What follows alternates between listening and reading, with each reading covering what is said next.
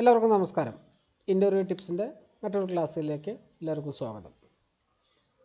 നമ്മൾ ഇന്നത്തെ വീഡിയോയിൽ നമ്മൾ പഠിക്കുന്നത് തദ്ദേശ സ്വയംഭരണ വകുപ്പിലെ ഹെൽത്ത് ഇൻസ്പെക്ടർമാരുടെ ചുമതലകൾ എന്താണെന്നാണ് നമ്മൾ ഈ വീഡിയോയിൽ പഠിക്കുന്നത്. നമ്മൾ കഴിഞ്ഞ ക്ലാസ്സിൽ നമുക്ക് ജനറലായിട്ട് ഇപ്പോൾ മൾട്ടിപർപ്പസ് ഹെൽത്ത് വർക്കർ മെയിൽ അതാണ് ചെയ്ത് അറിയപ്പെടുന്നത്, അവരുടെ ജോബ് റെസ്പോൺസിബിലിറ്റീസ് എന്താണെന്ന് നമ്മൾ പഠിച്ചു. അപ്പം നമ്മൾ ഈ വീഡിയോയിൽ ഉൾപ്പെടുത്തിയിരിക്കുന്നത് തദ്ദേശ സ്വയംഭരണ സ്ഥാപനങ്ങളിൽ ജോലി ചെയ്യുന്ന ഹെൽത്ത് ഇൻസ്പെക്ടർമാരുടെ എന്ന് പറഞ്ഞാൽ അതിൽ പഞ്ചായത്ത് വരും, മുനിസിപ്പാലിറ്റി വരും, കോർപ്പറേഷൻ വരും. ഇത്തരം സ്ഥാപനങ്ങളിൽ ജോലി ചെയ്യുന്ന ഹെൽത്ത് വർക്കർമാർ, ഹെൽത്ത് ഇൻസ്പെക്ടർമാരുടെ, സാനിറ്ററി ഇൻസ്പെക്ടർമാരുടെ ചുമതലകൾ, പ്രധാന ചുമതലകൾ എന്താണെന്നാണ് നമ്മൾ ഈ വീഡിയോയിൽ പഠിക്കുന്നത്. അപ്പോൾ നമുക്കറിയാം, അപ്പം പലരും ഇതിൻ്റെ പ്രവൃത്തി പരിചയമുള്ളവരായിരിക്കാം.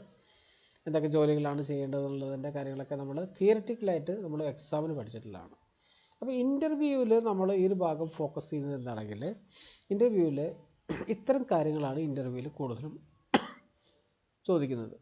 അപ്പോൾ ഇതിൻ്റെ ഒരു ഇമ്പോർട്ടൻസ് പറഞ്ഞാൽ, നമ്മളിപ്പം ഒരു ജോലിക്ക് കയറി, ഇപ്പം ജൂനിയർ ഹെൽത്ത് ഇൻസ്പെക്ടർ അല്ലെങ്കിൽ പബ്ലിക് ഹെൽത്ത് ഇൻസ്പെക്ടർ എന്നൊരു ജോലിക്ക് കയറി നമ്മൾ ആ ജോലി അവിടെ എന്തൊക്കെ ആണ് നമ്മൾ ചെയ്യേണ്ടി വരിക, അല്ലെങ്കിൽ മറ്റൊരു തരത്തിൽ ചോദിക്കുകയാണെങ്കിൽ എന്തുകൊണ്ടാണ് നിങ്ങൾ ഈ ഒരു ഹെൽത്ത് ഇൻസ്പെക്ടർ എന്നൊരു ജോലി തിരഞ്ഞെടുക്കാൻ കാരണം, അല്ലെങ്കിൽ ഒരു ഹെൽത്ത് ഇൻസ്പെക്ടർ എന്നുള്ള നിലയിൽ നിങ്ങൾക്ക് എന്തൊക്കെ സേവനങ്ങളാണ് ചെയ്യാൻ കഴിയുക, ഇത്തരത്തിലുള്ള ചോദ്യങ്ങളൊക്കെയാണ് ഇൻ്റർവ്യൂവിൽ വരുന്നത്.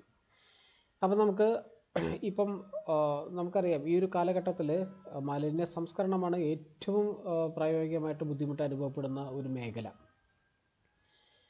അതിപ്പം ഈവൻ നമ്മുടെ വാർഡ് തലത്തിൽ നിന്ന് തുടങ്ങി പഞ്ചായത്ത് തലത്തിലും അതുപോലെ തന്നെ കോർപ്പറേഷനിലാണെങ്കിലും മുനിസിപ്പാലിറ്റിയിലാണെങ്കിലും ഏത് തലത്തിലാണെങ്കിലും ഈ ഒരു മാലിന്യ സംസ്കരണം എന്നുള്ള ഒരു പ്രക്രിയ അത് ഘട്ടഘട്ടമായിട്ടാണ് അതിൻ്റെ പ്രവർത്തനങ്ങൾ നടത്തുന്നത്. എന്നിരുന്നാലും കൂടെ ഇതിൻ്റെ എല്ലാം ഒരു കോർഡിനേഷൻ ചെയ്യേണ്ടത് ഒരു ആരോഗ്യ പ്രവർത്തകൻ എന്ന നിലയിൽ ഹെൽത്ത് ഇൻസ്പെക്ടറുടെ ചുമതലയിൽ വരുന്നതാണ്. അപ്പോൾ നമുക്ക് തദ്ദേശ സ്വയംഭരണ വകുപ്പിലെ, ഇപ്പോൾ നമ്മൾ ജോലിക്ക് കയറാൻ പോകുന്ന വകുപ്പിലെ ഹെൽത്ത് ഇൻസ്പെക്ടറുടെ ജോലികൾ എന്താണെന്ന് നോക്കാം. ആരോഗ്യ പരിപാലനം, ശുചിത്വ സംരക്ഷണം, മാലിന്യ നിർമ്മാർജ്ജനം, ഈ 3 പോയിന്റുകളാണ് ഏറ്റവും കൂടുതൽ നിങ്ങളുടെ ജോലിയുമായി ബന്ധപ്പെട്ട് നമുക്ക് അറിഞ്ഞിരിക്കേണ്ടുന്ന കാര്യങ്ങൾ. ഈ ഒരു വീഡിയോയിൽ ഉദ്ദേശിക്കുന്നത് കുറച്ച് പോയിന്റുകളുണ്ട്. നമ്മൾ എവിടെയൊക്കെ എങ്ങനെയൊക്കെയാണ് നമ്മുടെ ആക്ടിവിറ്റീസുകൾ ചെയ്യേണ്ടത് എന്നതിനെ കുറിച്ചിട്ടാണ്.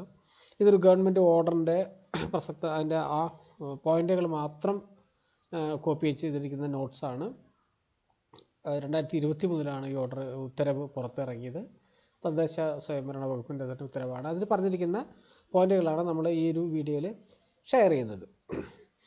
അത് നമുക്ക് ഒന്നാമത്തെ പോയിന്റിലേക്ക് വരുമ്പോൾ, പ്ലാസ്റ്റിക് വേസ്റ്റ് മാനേജ്മെൻറ്റ് റൂൾസ് 2016, അതുപോലെ തന്നെ സോളിഡ് വേസ്റ്റ് മാനേജ്മെൻറ്റ് റൂൾസ് 2016. ഈ റൂൾസ് എന്ന് പറയുന്നത് ഇതിനെല്ലാം ഓരോ നിയമസംഹിതകളുണ്ട്. ഇപ്പോൾ ഈ പ്ലാസ്റ്റിക് വേസ്റ്റ് മാനേജ്മെൻറ്റ്, പ്ലാസ്റ്റിക് വേസ്റ്റുകൾ എങ്ങനെയാണത് നിർമ്മാർജ്ജനം ചെയ്യേണ്ടത്, സോളിഡ് വേസ്റ്റുകൾ അതെങ്ങനെയാണ് നിർമ്മാർജ്ജനം ചെയ്യേണ്ടത്, അതിനെല്ലാം കൃത്യമായിട്ടുള്ള അതിൻ്റെ ഗൈഡ് ലൈൻസും അതിൻ്റെ നിയമങ്ങളും ചട്ടങ്ങളും എല്ലാം ഉണ്ട്. അത് പ്രകാരം അത് ചെയ്യേണ്ട ആ റൂൾസ് എന്നിവയുടെ വകുപ്പ് തല ചുമതല നിർവഹണ ചുമതല നടത്തേണ്ടത് ഹെൽത്ത് ഇൻസ്പെക്ടറുടെ ചുമതലയാണ്. അപ്പോൾ ഏറ്റവും കൂടുതൽ ഇമ്പോർട്ടൻസ് ഫസ്റ്റ് പോയിന്റ് തന്നെ പറയുന്നത് പ്ലാസ്റ്റിക് വേസ്റ്റ് മാനേജ്മെൻറ്റ് റൂൾസും അതുപോലെ തന്നെ സോളിഡ് വേസ്റ്റ് മാനേജ്മെൻറ്റ് റൂൾസും. ഈ വേസ്റ്റ് മാനേജ്മെൻറ്റിൻ്റെ ക്ലാസ്സുകൾ നമുക്ക് ഇതിന് ശേഷം ചർച്ച ചെയ്യാം. ഓക്കെ, അപ്പം ഈ വേസ്റ്റ് മാനേജ്മെൻറ്റാണ് ഏറ്റവും ഫസ്റ്റിൽ വരുന്നത് വേസ്റ്റ് മാനേജ്മെൻറ്റാണ്. അപ്പോൾ ഈ വേസ്റ്റ് മാനേജ്മെൻറ്റ് തന്നെ ഇതിൻ്റെ എല്ലാത്തിൻ്റെയും ഒരു ലാസ്റ്റ് ഘട്ടം എന്ന് പറഞ്ഞാൽ, നമ്മൾ കൃത്യമായിട്ട് ഇപ്പോൾ പഞ്ചായത്തിലാണ് ജോലി ചെയ്യുന്നതെന്നുണ്ടെങ്കിൽ നമ്മൾ കൃത്യമായിട്ട് റിപ്പോർട്ടിംഗ് സംവിധാനം നമ്മൾ എന്തൊക്കെ പ്രവർത്തനങ്ങൾ ചെയ്തോ ഈ ചെയ്ത പ്രവർത്തനങ്ങളെല്ലാം അതത് സമയങ്ങളിൽ റിപ്പോർട്ടിംഗ് ചെയ്യേണ്ട ഉത്തരവാദിത്വം കൂടെ ഉണ്ട്. അല്ലാതെ നമ്മൾ ജോലി ചെയ്തു, നമ്മൾ രാവിലെ മുതൽ വൈകുന്നേരം വരെ ജോലി ചെയ്തു, അതിൻ്റെ റിപ്പോർട്ടിംഗ് ചെയ്തിട്ടില്ല. അപ്പോൾ ഹയർ അതോറിറ്റിയിൽ നിന്ന് നമുക്ക് കോൾ വന്നിട്ടുണ്ടെങ്കിൽ നിങ്ങൾ എന്ത് പ്രവർത്തനം ചെയ്തു, റിപ്പോർട്ട് വന്നിട്ടില്ല എന്ന് ചോദിച്ചിട്ടുണ്ടെങ്കിൽ അപ്പോൾ നമ്മളൊന്നും ചെയ്തില്ല എന്നുള്ളൊരു കണക്കാവും. അതുകൊണ്ട് നമ്മൾ എന്ത് വർക്ക് ചെയ്താലും അതെല്ലാം അതത് സമയങ്ങളിൽ റിപ്പോർട്ടുകളായിട്ട് സമർപ്പിക്കുക. അപ്പോൾ പഞ്ചായത്തുകളിലാണെങ്കിൽ സെക്രട്ടറിക്കാവും, ഏതൊക്കെ സ്ഥാപനങ്ങളാണോ അതിൻ്റെ ഹയർ അതോറിറ്റി നമ്മുടെ സൂപ്പർവൈസേഴ്സിന് അതിൻ്റെ കൃത്യമായിട്ടുള്ള റിപ്പോർട്ടുകൾ അതത് സമയത്ത് റിപ്പോർട്ടുകൾ സമർപ്പിക്കുമ്പോഴാണ് നമ്മൾ ഇന്ന ജോലി ചെയ്യുന്നുണ്ട്, നമ്മളതിൻ്റെ ഉത്തരവാദിത്തം ഏറ്റെടുക്കുന്നുണ്ട്, നല്ല രീതിയിൽ അത് നിർവഹണം ചെയ്യുന്നുണ്ട് എന്നൊക്കെ നമ്മുടെ ഹയർ അതോറിറ്റീസ് നമ്മുടെ സൂപ്പർവൈസേഴ്സിന് അത് മനസ്സിലാക്കാൻ പറ്റുള്ളൂ. ഓക്കെ, ഇനി അടുത്തത് ഇത് ഓരോ പോയിൻ്റ് വൈസായിട്ട് നമുക്ക് നോക്കുകയാണെങ്കിൽ നമ്മൾ എല്ലാ വർക്കിൻ്റെയും നമ്മുടെ ഈ മാലിന്യ നിർമ്മാർജ്ജനവുമായി ബന്ധപ്പെട്ട എല്ലാ പ്രവർത്തനത്തിൻ്റെയും ഏകോപനം, മോണിറ്ററിങ്, നിർവഹണം ഇതെല്ലാം ചെയ്യേണ്ടത്. പിന്നെ അത് ചെയ്യുന്ന ഇപ്പം നമ്മളിപ്പോൾ ഈ മാലിന്യ നിർമ്മാർജ്ജനത്തിന് അത് സംസ്കരിക്കുന്ന സ്ഥാപനങ്ങളുണ്ടാവും, അത് നിർമ്മാർജ്ജനവുമായി ബന്ധപ്പെട്ട സംരംഭങ്ങളുണ്ടാവും, അതിൻ്റെയും ഏകോപനവും മോണിറ്ററിങ്ങും എല്ലാം നമ്മുടെ ഏകോപനം ചെയ്യേണ്ടതൊക്കെ ഡ്യൂട്ടിയിൽ വരുന്നതാണ്. അടുത്ത മൂന്നാമത്തെ പോയിന്റിലേക്ക് വരുമ്പോൾ നമ്മുടെ നമുക്ക് ഏരിയയിൽ വരുന്ന തദ്ദേശ സ്വയംഭരണ സ്ഥാപനങ്ങൾ ഉള്ളിൽ വരുന്ന പൊതുസ്ഥലങ്ങളിലും ജലാശയങ്ങളിലും ജലസ്രോതസ്സുകളിലും മാലിന്യം നിക്ഷേപിക്കുന്നത് തടയാനുള്ള നടപടികൾ സ്വീകരിക്കുക. ഇപ്പം നമുക്കറിയാം, ഇപ്പം ഈ മാലിന്യങ്ങൾ ചാക്കിൽ കെട്ടി കൊണ്ട് പൊതുസ്ഥലങ്ങളിൽ അല്ലെങ്കിൽ ഈ കാലകളിൽ ഓടകളിലൊക്കെ നിക്ഷേപിക്കുന്നതായിട്ട് ഒരുപാട് നമ്മൾ കാണാറുണ്ട്. അപ്പോൾ ഇത്തരം കാര്യങ്ങളൊക്കെ അതിനൊക്കെ തടയുന്നതിന് വേണ്ടിയിട്ടുള്ള നടപടികൾ പറഞ്ഞാൽ എന്താണ്, ആ നിയമലംഘകർക്കെതിരെ ശിക്ഷാ നടപടി സ്വീകരിക്കുന്നതിന് വേണ്ടിയിട്ട് സെക്രട്ടറിക്ക് നമുക്ക് റിപ്പോർട്ട് കൊടുക്കാം. ആ റിപ്പോർട്ടിൻ്റെ പ്രകാരമാണ് നമുക്ക് ഇപ്പം അതിനെല്ലാം പുതിയ സംവിധാനങ്ങളുണ്ട്. മാലിന്യം നിക്ഷേപിക്കുന്നത് നമ്മൾ ഫോട്ടോ എടുത്ത് അയച്ചു കൊടുത്തിട്ടുണ്ടെങ്കിൽ അതിനനുസരിച്ച് അവർക്ക് അതിൻ്റെ ഫൈനും കാര്യങ്ങളും അത് കറക്റ്റ് ആണെങ്കിൽ ആ ഫോട്ടോ എടുത്ത് കൊടുത്ത വ്യക്തിക്ക് അതിൻ്റെ ചെറിയൊരു പാരിതോഷികവും കാര്യങ്ങളൊക്കെ കൊടുക്കുന്നുണ്ട്. അപ്പോൾ അതെല്ലാം നമ്മുടെ ജോലി ഉത്തരവാദിത്തത്തിൽ വരുന്നതാണ്. ഈ പൊതുസ്ഥലങ്ങൾ, പൊതുജലാശയങ്ങൾ, ഇപ്പം ചിലപ്പോൾ പബ്ലിക് വെൽസുകളാവാം, പൊതു കിണറുകൾ, പഞ്ചായത്ത് കിണറുകൾ, അല്ലെങ്കിൽ നദികളാവാം, പുഴകളാവാം, ഇവിടെ എല്ലാം ഈ മാലിന്യങ്ങൾ നിക്ഷേപിക്കുന്നതായിട്ട് നമ്മൾ ഒരുപാട് കണ്ടുവരുന്നുണ്ട്. പല സ്ഥലങ്ങളിലും നമ്മൾ ഇത്തരം കാര്യങ്ങളൊക്കെ നമ്മൾ കയ്യോടെ തന്നെ അവരെ അത് പിടിച്ചിട്ടുമുണ്ട്. അപ്പോൾ ഇത്തരം ഈ ഡ്യൂട്ടീസ് എല്ലാം വരുന്നത് നമ്മുടെ ഒരു ഉത്തരവാദിത്തത്തിൽ വരുന്ന കാര്യങ്ങളായിരുന്നു. അപ്പോൾ ജലസ്രോതസ്സുകളും അതുപോലെ തന്നെ ജലാശയങ്ങളും മലിനമാകാതിരിക്കാൻ വേണ്ടിയിട്ടുള്ള നടപടികളും അതിൻ്റെ തുടർ പ്രവർത്തനങ്ങളെല്ലാം ചെയ്യേണ്ടതും അല്ലെങ്കിൽ ഹെൽത്ത് ഇൻസ്പെക്ടർ ഉത്തരവാദിത്തത്തിൽ വരുന്നതാണ്. ഇനി അടുത്ത പോയിന്റിലേക്ക് വരുമ്പോൾ നമ്മളിപ്പോൾ പൊതുവായിട്ടുള്ള പൊതുസ്ഥലങ്ങളിൽ ആളുകൾ കൂടുന്ന സ്ഥലങ്ങൾ, ഇപ്പം വാണിജ്യ വ്യാപാര സ്ഥാപനങ്ങൾ, എങ്ങനെയാണ് നമ്മളിപ്പോൾ മാർക്കറ്റുകൾ, അതേപോലെ തന്നെ പൊതുജനങ്ങൾ ഒത്തുചേരുന്ന സ്ഥലങ്ങളിൽ എവിടെയാണ് മാർക്കറ്റുകളുണ്ടാവാം, അല്ലെങ്കിൽ അതേപോലെ തന്നെ ഉത്സവങ്ങളോ അല്ലെങ്കിൽ അത്തരത്തിലുള്ള വലിയ രീതിയിൽ ആളുകൾ ഗ്യാദർ ചെയ്യുന്ന സ്ഥലങ്ങളിൽ അവിടെ നമുക്ക് കൃത്യമായിട്ട് ഇൻസ്പെക്ഷൻ നടത്തേണ്ടതും അവിടുത്തെ ശുചിത്വവും അവിടെ ഉണ്ടാകുന്ന മാലിന്യങ്ങൾ നിർമ്മാർജ്ജനം ചെയ്യേണ്ടത് കാര്യങ്ങളൊക്കെ നിരീക്ഷിക്കുകയും നമുക്ക് അവിടെ പോയിട്ട് അതിന് ആവശ്യമുള്ള അതിന് അടിയന്തരമായിട്ട് ചെയ്യേണ്ട നിർദ്ദേശങ്ങളൊക്കെ കൊടുക്കേണ്ടതും ആരോഗ്യമേഖലയിൽ വർക്ക് ചെയ്യുന്നവരുടെ നമ്മുടെ തന്നെ ചുമതലയിൽപ്പെട്ടതാണ് അല്ലേ. ഇപ്പം എവിടെ പൊതുസ്ഥലങ്ങളിൽ പറയുമ്പോൾ ഇപ്പം ഒരു മാർക്കറ്റാണെന്ന് വിചാരിക്കാം. ഒരു മാർക്കറ്റിൽ നമ്മൾ അവിടെ പോകുന്നു, അവിടെ മാർക്കറ്റ് പറഞ്ഞാൽ ഒരുപാട് ആളുകൾ വന്ന് മേടിച്ച് സാധനങ്ങൾ മേടിച്ച് പോകുന്നു, അവിടെ വിൽപ്പനയ്ക്ക് ഇരിക്കുന്നു, അതിൻ്റേതായിട്ടുള്ള മാലിന്യങ്ങളുണ്ടാവും. അപ്പോൾ അത് കൃത്യമായിട്ട് എങ്ങനെയാണ് നിർമ്മാർജ്ജനം ചെയ്യേണ്ടത്, അത് അവിടെ ഉപേക്ഷിച്ച് പോകാൻ പാടില്ല, അത് നിർമ്മാർജ്ജനം ചെയ്യേണ്ട രീതികൾ അവരെ പഠിപ്പിച്ചു കൊടുക്കണം. അപ്പം ഇങ്ങനെയൊക്കെ നമ്മൾ പോയി ഒരു തവണ പോയി പറഞ്ഞു, പിന്നെ അവരത് ചെയ്യുന്നില്ലെങ്കിൽ വീണ്ടും നമ്മൾ പറഞ്ഞ കാര്യങ്ങളൊന്നും അതേ ക്രമത്തിൽ ചെയ്യുന്നില്ലെങ്കിൽ അവർക്കെതിരായിട്ടുള്ള നടപടികൾ എടുക്കുന്നതിന് വേണ്ടിയിട്ടുള്ള റിപ്പോർട്ടുകളെല്ലാം സെക്രട്ടറിക്ക് കൊടുക്കാം. അപ്പം പിന്നീടാണ് നമുക്ക് അവർക്കെതിരായിട്ടുള്ള നടപടികളും കാര്യങ്ങളൊക്കെ എടുക്കുള്ളൂ. അപ്പോൾ ആദ്യമേ പറഞ്ഞതുപോലെ നമ്മൾ എന്ത് വർക്ക് ചെയ്യുകയാണെങ്കിലും അതിന് കൃത്യമായിട്ടുള്ള റിപ്പോർട്ടിംഗ് സംവിധാനം നമ്മൾ ചെയ്യുകയാണെങ്കിൽ അതിനനുസരിച്ച് നമുക്ക് കുറച്ചുകൂടി ഇമ്പ്രൂവ്മെൻറ്റും ഉണ്ടാവും നമ്മുടെ ചെയ്യുന്ന വർക്കിന്. അടുത്ത പോയിന്റിലേക്ക് വരുമ്പോൾ ഇപ്പം നമ്മൾ ഫസ്റ്റ് മാർക്കറ്റിൻ്റെ കാര്യം പറഞ്ഞു അല്ലേ. ഇനി നമ്മുടെ സ്ഥലങ്ങളിൽ ഇപ്പം ജോലി ചെയ്യുന്ന സ്ഥലങ്ങളിൽ തന്നെ മാർക്കറ്റുകളുണ്ടാവും, അറവുശാല സ്ലോട്ടർ ഹൗസുകളുണ്ടാവും. അവിടെ കൃത്യമായിട്ട് സന്ദർശനം നടത്തണം. അറവുശാലകളിലെ സന്ദർശനങ്ങൾ നടത്തുന്നത് പറഞ്ഞാൽ അവിടെ നമുക്ക് ഇപ്പം സ്ലോട്ടർ ഹൗസുകളിൽ എന്തൊക്കെയാണ് അതിൻ്റെ ഗൈഡ് ലൈൻസ്, എങ്ങനെയാണ് അതിൻ്റെ സാനിറ്റേഷൻ്റെ ഗൈഡ് ലൈൻസൊക്കെ അവർക്ക് ആദ്യമേ കൊടുത്തിട്ടുണ്ടാവും. അത് പ്രകാരമാണോ അവിടെ അറവ് നടത്തുന്നത്, അവിടുത്തെ മാലിന്യം സംസ്കരണം ചെയ്യുന്നത് എല്ലാം കൃത്യമായിട്ട് വീക്ഷിക്കണം. അത് കൃത്യമായിട്ട് നല്ല രീതിയിൽ തന്നെ നടക്കുന്നുണ്ടോ എന്നുള്ള പരിശോധനയും കാര്യങ്ങളൊക്കെ ചെയ്യണം. അവിടെയും എന്തെങ്കിലും ഈ നമ്മൾ പറഞ്ഞ ഗൈഡ് ലൈൻസിൽ നിന്ന് വിപരീതമായി അവർ ഈ മാലിന്യങ്ങളൊക്കെ അലക്ഷ്യമായിട്ട് അങ്ങോട്ടും ഇങ്ങോട്ടും ധരിക്കുകയാണെങ്കിൽ നമുക്ക് അതിനെതിരെ ആക്ഷൻ എടുക്കാൻ വേണ്ടിയിട്ട് നമുക്ക് സെക്രട്ടറിക്ക് അതിൻ്റെ റിപ്പോർട്ട് കൊടുക്കാം. നടപടികളൊക്കെ സ്വീകരിക്കേണ്ടതും തദ്ദേശ സ്വയംഭരണ വകുപ്പിലെ ഹെൽത്ത് ഇൻസ്പെക്ടർമാരുടെ ചുമതലകളിൽ വരുന്ന കാര്യമാണ്. ഇനി അടുത്തത് വരുന്നത് വിദ്യാഭ്യാസ സ്ഥാപനങ്ങൾ നമ്മൾ സന്ദർശിക്കണം. വിദ്യാഭ്യാസ സ്ഥാപനങ്ങൾ സന്ദർശിക്കുക പറഞ്ഞിട്ടുണ്ടെങ്കിൽ അവിടെയും ഇതേ രീതിയിലുള്ള മാലിന്യ നിർമ്മാർജ്ജന അല്ലെങ്കിൽ സാനിറ്റേഷൻ പ്രവർത്തനങ്ങൾ പരിശോധിച്ച് റിപ്പോർട്ട് കൊടുക്കണം. ഇപ്പോൾ വിദ്യാഭ്യാസ സ്ഥാപനങ്ങളിൽ നിലവിലിപ്പോൾ നമ്മൾ ഒരുപാട് അസുഖങ്ങൾ വിദ്യാഭ്യാസ സ്ഥാപനങ്ങളുടെ ചുറ്റുമുള്ള ചെറിയ ചെറിയ ഷോപ്പുകളിൽ നിന്നും പാനീയങ്ങളും അതേപോലെ തന്നെ ഈ സിപ്പപ്പ് അത്തരത്തിലുള്ള ഭക്ഷണ പദാർത്ഥങ്ങളൊക്കെ കഴിച്ചിട്ട് ഒരുപാട് കുട്ടികൾക്ക് മഞ്ഞപ്പിത്തം അസുഖങ്ങൾ അതേപോലെ തന്നെ വയറിളക്ക രോഗങ്ങൾ അസുഖങ്ങളൊക്കെ നിരവധി ഉണ്ടാവാറുള്ളതാണ്. സീസണലായിട്ടും അല്ലെങ്കിൽ അവർ ഉപയോഗിക്കുന്ന ഐസ് അത് കണ്ടാമിനേറ്റഡ് ആയിട്ട് അങ്ങനെയും ഒരുപാട് അസുഖങ്ങളും നമ്മൾ കണ്ടുവരുന്നുണ്ട്. അപ്പോൾ ഇത്തരം കാര്യങ്ങളൊക്കെ കൃത്യമായിട്ട് വിദ്യാഭ്യാസ സ്ഥാപനങ്ങളിൽ നമ്മൾ കൃത്യമായിട്ട് സന്ദർശിച്ചിരിക്കണം. കാരണം അവിടെ ഇപ്പോൾ വിദ്യാഭ്യാസ സ്ഥാപനങ്ങളിൽ അവരുടെ സാനിറ്റേഷൻ മാലിന്യ നിർമ്മാർജ്ജനം നോക്കണം. അവിടെ എങ്ങനെയാണ് മാലിന്യ നിർമ്മാർജ്ജനം ചെയ്യുന്നത്, അവിടുത്തെ സാനിറ്റേഷൻ ബാത്റൂമുകൾ, ടോയ്ലറ്റുകൾ, അതിൻ്റെ സാനിറ്റേഷൻ കാര്യങ്ങളൊക്കെ കൃത്യമായിട്ട് മെയിൻ്റെനൻസ് ചെയ്യുന്നുണ്ടോ, അവിടെ എങ്ങനെയാണ് സ്ഥലങ്ങളിൽ നല്ല വൃത്തിയോടെ നടക്കുന്നുണ്ടോ എന്നുള്ള കാര്യങ്ങളൊക്കെ നമ്മൾ കൃത്യമായിട്ട് വീക്ഷിക്കേണ്ടതും അതും നമ്മൾ അവിടെ എന്തെങ്കിലും പോരായ്മകളുണ്ടെങ്കിൽ നമ്മൾ പോരായ്മകൾ അത് ക്ലിയർ ചെയ്യാൻ വേണ്ടിയിട്ട് അവരുടെ അടുത്ത് പറയുകയും അതേപോലെ തന്നെ ഇനി നമ്മൾ ഒരു തവണ പറഞ്ഞ് അത് ശരിയാക്കിയിട്ടില്ലെങ്കിൽ വീണ്ടും നമുക്ക് അതിനുള്ള നടപടികൾ സ്വീകരിക്കുന്നതിനുള്ള ഉത്തരവാദിത്വവും അതിൻ്റെ പവറും ഹെൽത്ത് ഇൻസ്പെക്ടർക്കാണ് ഉള്ളത്.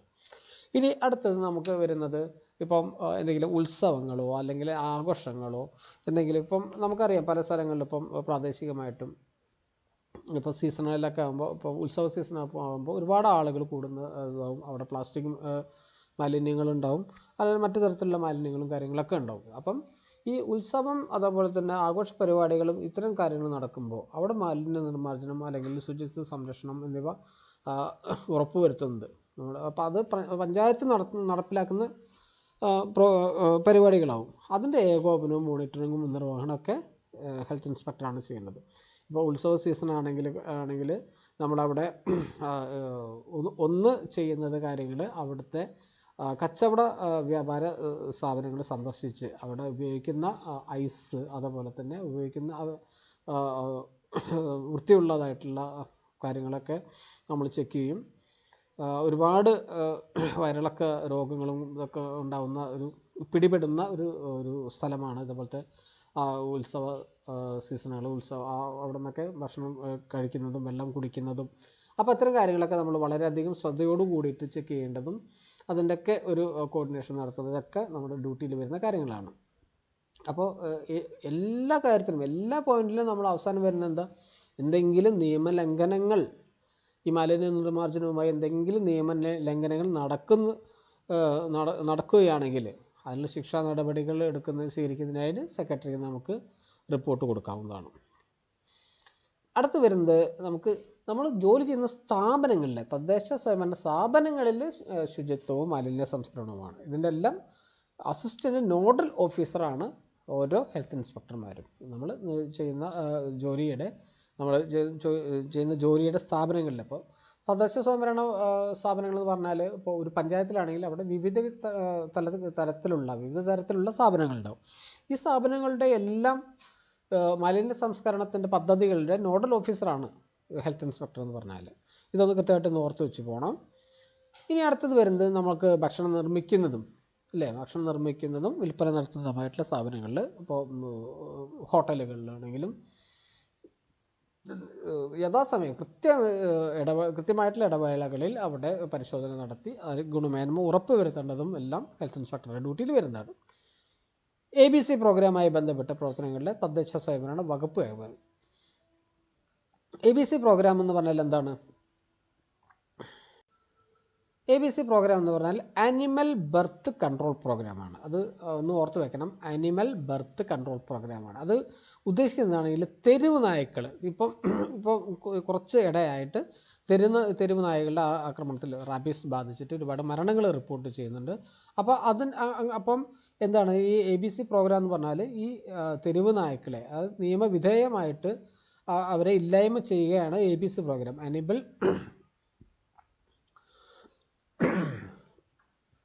ഈ തെരുവ് നായ്ക്കളെ നിയമവിധേയമായിട്ട് നിയമം അനുശാസിക്കുന്ന രീതിയിൽ അവരെ ഇല്ലായ്മ ചെയ്യുക. അത് ആ പ്രോഗ്രാമുകൾ അത് എന്തിനു വേണ്ടിയിട്ടാണ്? നമ്മൾ റാബീസ് എന്ന അസുഖം തെരുവ് നായ കടിച്ച് റാബീസ് ഉണ്ടാവുന്നു, മരണം ഉണ്ടാവുന്നു. അപ്പോൾ അത് കൺട്രോൾ ചെയ്യാൻ വേണ്ടിയിട്ട് ആ പ്രവർത്തനങ്ങളുടെ വകുപ്പ് തല ഏകോപനം ചെയ്യേണ്ടതും JHAയുടെ അല്ലെങ്കിൽ HAയുടെ ഡ്യൂട്ടിയിൽ വരുന്നതാണ്. ഇനി FTE ആൻഡ് OS ചട്ടങ്ങളുടെ പ്രകാരം എന്താണ്? നമുക്ക് ലൈസൻസ്, സ്ഥാപനങ്ങൾക്ക് ലൈസൻസ് നൽകുന്നതും അതേപോലെ തന്നെ ഈ ലൈസൻസ് ഇപ്പോൾ മീഡിയം അതിൽ പ്രത്യേകം ശ്രദ്ധിക്കാനുള്ളത് മൈക്രോ അല്ലെങ്കിൽ മിനി എൻ്റർപ്രൈസസ് വിഭാഗത്തിലൊക്കെ ലൈസൻസ് കൊടുക്കുന്നതും, പിന്നെ അതേപോലെ തന്നെ മീഡിയം ലാർജ് എൻ്റർപ്രൈസസ് വിഭാഗത്തിലൊക്കെ ആരാണ് ലൈസൻസ് കൊടുക്കുന്നത്? അപേക്ഷകൾ അത് സെക്രട്ടറിയാണ് അത് അനുവദിക്കേണ്ടത്. അപ്പോൾ നമ്മൾ അവിടെ പോയി സ്ഥലപരിശോധന നടത്തണം. സ്ഥാപനങ്ങളുടെ നമ്മൾ ഓരോ സ്ഥാപനങ്ങൾക്കും നിയമാനുസൃതമായിട്ടുള്ള ഒരു ക്രൈറ്റീരിയ വെച്ചിട്ടുണ്ട്. ആ ക്രൈറ്റീരിയ അവിടെ മാലിന്യ സംസ്കരണത്തിൻ്റെ സംവിധാനങ്ങൾ, സാനിറ്റേഷൻ്റെ സംവിധാനങ്ങൾ, ഇത്തരം കാര്യങ്ങളൊക്കെ അവിടെ ഉണ്ടെന്ന് ഉറപ്പ് വരുത്തി റിപ്പോർട്ട് കൊടുക്കുമ്പോഴാണ് സെക്രട്ടറിയാണ് അവർക്ക് ലൈസൻസ് ഇഷ്യൂ ചെയ്ത് കൊടുക്കുന്നത്. അപ്പോൾ ഇത്തരം സ്ഥാപനങ്ങൾക്കുള്ള ലൈസൻസിനുമായിട്ടുള്ള വർക്കുകളെല്ലാം ചെയ്യേണ്ടതും ഈ ഹെൽത്ത് ഇൻസ്പെക്ടറുടെ ഡ്യൂട്ടിയിൽ വരുന്നതാണ്. ഇനി ലൈസൻസ് ഇല്ലാതെ പ്രവർത്തിക്കുന്ന സ്ഥാപനങ്ങളാണെങ്കിലോ നമുക്കറിയാം, നമ്മളൊരു സ്ഥാപനത്തിൽ ഇൻസ്പെക്ഷന് കയറിയാൽ നമ്മൾ അവിടുത്തെ ലൈസൻസ് ചോദിക്കും. പലരുടെയും ലൈസൻസ് എക്സ്പയറി ആയതുപോലും അവർക്ക് അറിയുന്നുണ്ടാവില്ല. അപ്പോൾ നമ്മൾ അവർക്ക് ഒരു വാണിംഗ് കൊടുക്കും, നിങ്ങളുടെ ലൈസൻസ് എക്സ്പയറി ആയിരിക്കുന്നു, ഉടനെ തന്നെ അടുത്ത ദിവസം പോയി പഞ്ചായത്തിൽ പോയിട്ട് ലൈസൻസ് റിന്യൂ ചെയ്യണം. അല്ലാത്ത പക്ഷം ഈ സ്ഥാപനം പ്രവർത്തിക്കാൻ കഴിയില്ല എന്നുള്ള അവർക്കൊരു വാണിംഗ് കൊടുക്കും. ചിലപ്പോൾ രാവിലെ സമയത്ത് പോവുകയാണെങ്കിൽ അന്നേരം തന്നെ അവരെ പറഞ്ഞു വിടും. അല്ലാതെ ലൈസൻസ് ഇല്ലാതെ പ്രവർത്തിക്കുന്ന സ്ഥാപനങ്ങളിൽ നമ്മളത് അവരെ പ്രവർത്തിക്കാൻ സമ്മതിക്കില്ല. എസ്പെഷ്യലി ഇപ്പം ഈ ഫുഡുമായിട്ട് ബന്ധപ്പെട്ടിരിക്കുന്ന സ്ഥാപനങ്ങളിൽ നമ്മൾ തീരെ അവരെ പ്രവർത്തിക്കാൻ സമ്മതിക്കില്ല. ഇനി അത്തരത്തിലുള്ള ഈ ഇപ്പോൾ വ്യാപാര സ്ഥാപനങ്ങളിലാണെങ്കിലും കൂടെ അവിടെയും ഇതേപോലെ ഈ വേസ്റ്റ് മാനേജ്മെൻറ്റ് റൂൾസ് അവർ കൃത്യമായിട്ട് പാലിക്കുന്നതിൻ്റെ നമ്മൾ അവർക്കത് പഠിപ്പിച്ചു കൊടുക്കണം. നമുക്കത് കൃത്യമായിട്ട് പാലിക്കുന്നുണ്ടോ എന്നുള്ളതിൻ്റെ കാര്യങ്ങളെല്ലാം ഉറപ്പ് വരുത്തേണ്ടതും അതിന് കൃത്യമായിട്ട് നിരീക്ഷിക്കേണ്ടതെല്ലാം JHAയുടെ അല്ലെങ്കിൽ HAയുടെ ചുമതലകൾ വരുന്നതാണ്. അടുത്ത് വരുന്നത് ജനന മരണ രജിസ്ട്രേഷനാണ്. ഇപ്പം മുനിസിപ്പാലിറ്റികളിലാണെങ്കിൽ ഏറ്റവും കൂടുതൽ ഡ്യൂട്ടി വരുന്നത് ജനന മരണ രജിസ്ട്രേഷനിലാണെന്നാണ് ആദ്യമേ ഉണ്ടായിരുന്നത്.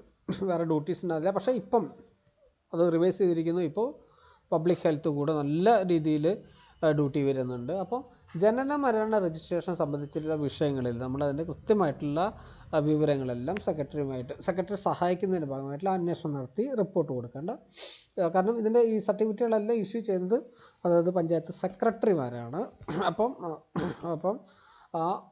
അതിന് വേണ്ടിയിട്ടുള്ള കൃത്യമായിട്ടുള്ള അന്വേഷണം നടത്തുന്നതും റിപ്പോർട്ട് കൊടുക്കേണ്ടതൊക്കെ JHAയുടെ അല്ലെങ്കിൽ HAയുടെ ഡ്യൂട്ടിയിൽ വരുന്നതാണ്. നമ്മളിപ്പോൾ JHA എന്ന് പറയുന്നത് നമ്മളാണ് ഇതിൻ്റെ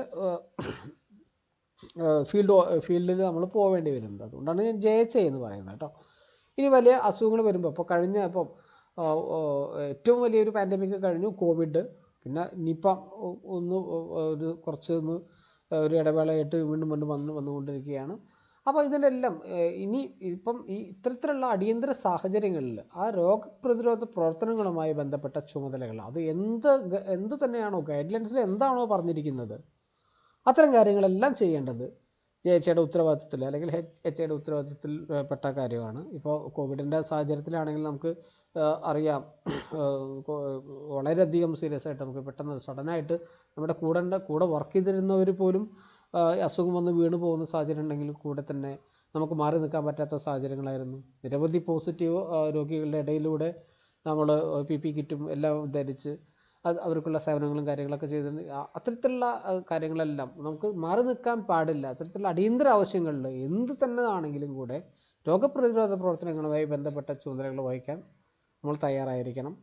ഇനി എന്തെങ്കിലും ദുരന്തങ്ങളോ വല്ലതും ഉണ്ടായാലേ ദുരന്ത നിവാരണ പ്രവർത്തനങ്ങളുടെ ഭാഗമായിട്ടുള്ള ക്യാമ്പുകളുണ്ടാവും. ആ ക്യാമ്പുകളിൽ കൃത്യമായിട്ട് മാലിന്യ നിർമ്മാർജ്ജന പ്രവർത്തനങ്ങൾ അതിൻ്റെ കോർഡിനേഷൻ എല്ലാം ചെയ്യേണ്ടതും ചേച്ചിയുടെ ഉത്തരവാദിത്വത്തിലാണ്. ഇനി പബ്ലിക് ടോയ്ലറ്റുകൾ, അതിപ്പോൾ ഏത് പേരിൽ വേണമെങ്കിലും അറിയപ്പെടാം. ഇപ്പോൾ മുനിസിപ്പാലിറ്റിയിലാണെങ്കിൽ കംഫർട്ട് സ്റ്റേഷനിൽ, ഇപ്പോൾ ബസ് സ്റ്റാൻഡുകളിലും ഉണ്ടാവും. ഇത്തരത്തിലുള്ള സ്ഥലങ്ങളിലൊക്കെ പൊതു ശൗചാലയങ്ങളിലൊക്കെ അതിൻ്റെ പ്രവർത്തനങ്ങൾ മോണിറ്റർ ചെയ്യുക. കാരണം അത് പ്രവർത്തനങ്ങൾ മോണിറ്റർ ചെയ്യുക എന്ന് പറഞ്ഞാൽ അവിടുത്തെ സാനിറ്റേഷൻ അത് കൃത്യമായിട്ട് പ്രോപ്പറായിട്ട് അത് വൃത്തിയാക്കുന്നുണ്ടോ, അത് പൊതുജനങ്ങൾക്ക് നല്ല രീതിയിൽ ഉപയോഗിക്കാൻ കഴിയുന്നതാണോ എന്ന ഇത്തരം കാര്യങ്ങളൊക്കെ ഇൻസ്പെക്ഷൻ ചെയ്യേണ്ടതും, അതുപോലെ തന്നെ സ്ഥാപനങ്ങളിലൊക്കെ ശുചിത്വവും മാലിന്യ സംസ്കരണങ്ങളിലൊക്കെ ഉറപ്പുവരുത്തേണ്ടതൊക്കെ നമ്മുടെ ഡ്യൂട്ടിയിൽ വരുന്ന കാര്യങ്ങളാണ്.